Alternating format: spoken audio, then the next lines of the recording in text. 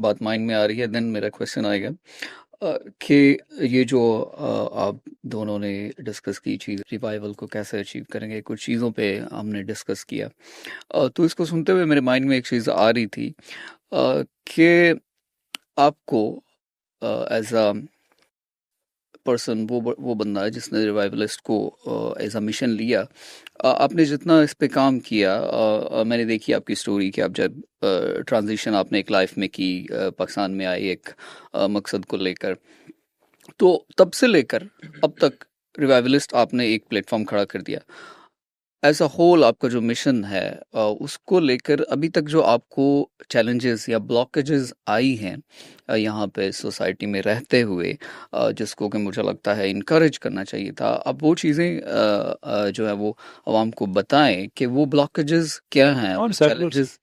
हमारे सेकुलर्स आई से this as it is, हमारे सेकुलर सबसे बड़ा ब्लॉकेज हैं। ये जितनी बातें करते हैं जियो और जीने दो और प्रोग्रेसिव थिंकिंग और सबको बात करने का हक है और freedom of expression, they don't believe in any of that. They don't believe in any of that. ये वायलेंस कर सकते हैं किसी के खिलाफ तो वायलेंस करेंगे। ये मेरा यूट्यूब चैनल हैक कर चुके हैं एज वी स्पीक, मेरा फेसबुक हैक हुआ हुआ है, उनके कब्जे में, मेरे कब्जे में नहीं है। यूनिवर्सिटीज़ के अंदर गलत इन्फॉर्मेशन फैलाकर वायलेंस इंसाइट करना, यूनिवर्सिटीज़ की जो एडमिनिस्ट्रेशन है वहाँ पे जाके लॉबिंग करना। एक यूनिवर्सिटी में मुझे बुलाया गया और जब जाने से कुछ घंटे पहले पैगाम आया कि वो बहुत ज़्यादा प्रेशर हम पे आ गया है। क्यों आ गया है? इसलिए कि वो फलां ने कह दिया कि बेहतर है इससे बेहतर आप दाइश वालों को बुला लें। Seriously, the guy who wants to have scientists in Pakistan, philosophers and tech developers, the guy who believes कि एक्सट्रीमिज्म ख़त्म होगा जब हम तालीम की तरफ जाएंगे, you think he is the bad guy and who is the good गाय?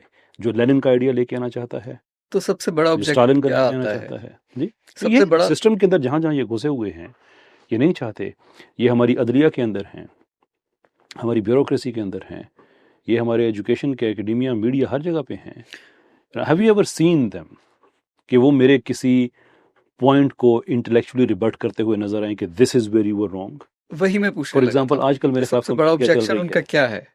आजकल मेरा हेयर ट्रांसप्लांट मैंने क्यों कराया है? That's a level of intellect we are dealing with. इससे पहले भी ऐसे ही है।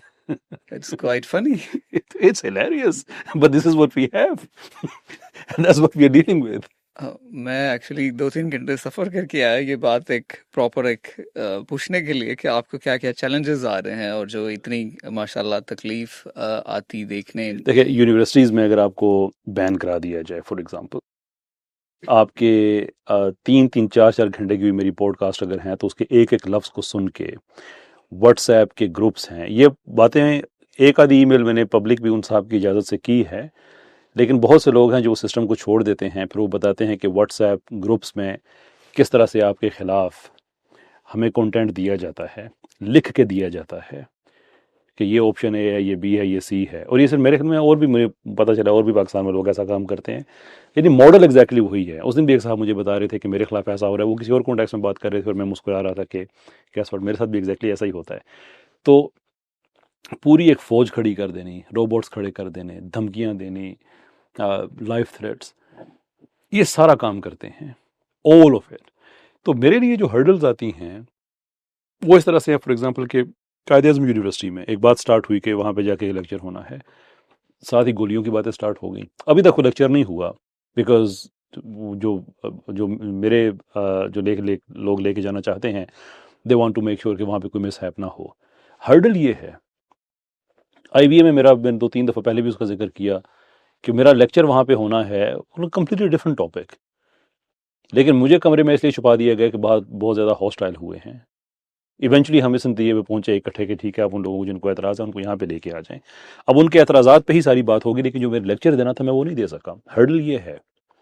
सो ये जो वर्क माइंडसेट है ना इनका, कि हम जो कह रहे हैं वो ठीक है, बाकी किसी को बात नहीं करने देनी, ये सिर्फ यूनिवर्सिटीज़ की हद तक है। बाकी इसके अलावा जो आगे पीछे हरकतें करते हैं वो मैं सारी नहीं बताना चाहता। But that is the biggest हम लुनेसी। उसको जेनेरिकली बात कर रहे हैं, आपको उसको एग्जैक्टली नहीं बताने की ज़रूरत।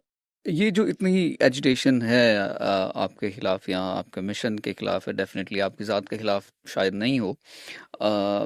इस सारे जो आपको चैलेंजेस इस तरह आते हैं, क्या पाकिस्तान में ऐसा निज़ाम है जो आपको इस इससे फाइट करने में हेल्प कर रहा हो, आपको फैसिलिटेट कर रहा हो? कोर्ट है आपको किसी तरह से, उनका कैसा आपके साथ स्टांस है या रवैया? देखिए हमारे अल्हम्दुलिल्लाह जो रिवाइवलिस्ट के लोग जो लोग इत्तेफाक रखते हैं उनकी हमें सपोर्ट हासिल है, हमारी मेंबरशिप की सपोर्ट हमें हासिल है। हमारे अम, अभी तक अभी तक अल्लाह का शुक्र है कि ऐसा नहीं हुआ कि हम कभी किसी की शिकायत लेके गए हों तो वहाँ पे किसी ने वो दर्ज ना की हो। हाँ ये है कि उसके बाद प्रोग्रेस आगे नहीं कर सकी, वो एक और चीज़ है, पर at least this much is there. तो हम अभी अल्लाह की मदद से और आवाम के साथ जितना भी है, इनके वो लोग जो एक्टिवली रिवाइवलिस्ट का हिस्सा नहीं हैं, ये अभी हरामकारी पे मुश्तमिल ये जो एक सीरीज़ चल रही है यूट्यूब वगैरह पे, इसके ख़िलाफ़ जब हमने कैंपेन स्टार्ट की, यूथ क्लब वालों ने की, सिस्टर मारिया ने की और लोगों ने, तो उसमें अब इतना ज़्यादा पब्लिक रिस्पॉन्स आया कि वो एक गलतफहमी थी कि ये पीटीए को करनी है या पैमरा को करनी है, वो थोड़ा सा एक था। बहरहाल पैमरा की तरफ से, इफ़ आई रिमेंबर करेक्टली, कि एक पूरा उनको एक रिस्पॉन्स करना पड़ा कि अब प्लीज़ हमें नहीं पीटीए को करें या समथिंग ऑफ दैट सोर्ट, के रियासत को रिस्पॉन्ड करना पड़ा। अब वो सारे रिवाइवलिस्ट के मेंबर नहीं थे। यानी कि जो आपने सपोर्ट का सवाल किया ना, कि जनरल पब्लिक इन कॉजेज़ पे इतना सपोर्ट करती है कि उससे हमें भी हौसला होता है और इंशाल्लाह we'll keep on doing it.